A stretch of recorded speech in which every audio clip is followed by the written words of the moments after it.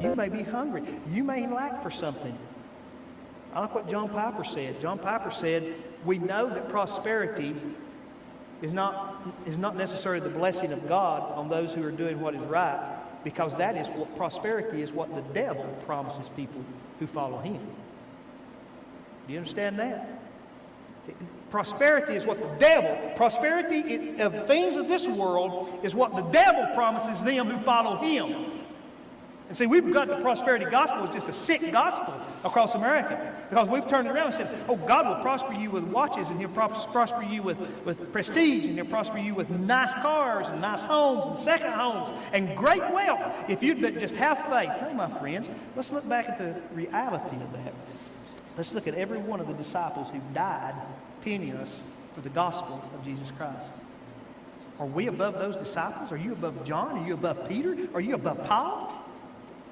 Really? You've obtained that spiritual greatness as above those men who died for the gospel penniless? You are greater than them? No, my friend, we're not. We are not. We are not. The first century church, by the hundreds and thousands, were martyred, killed, all their possessions taken from them for following Jesus Christ.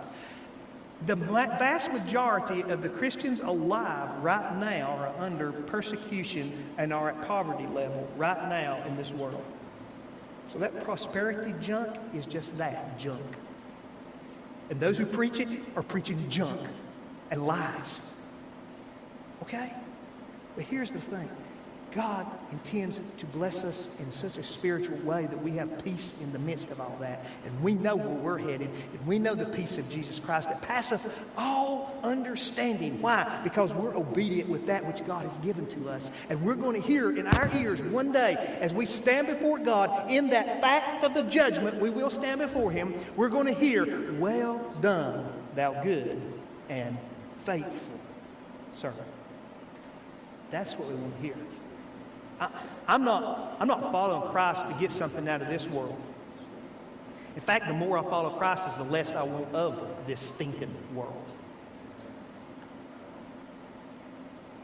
I was reading about two believers who were martyred for Christ this past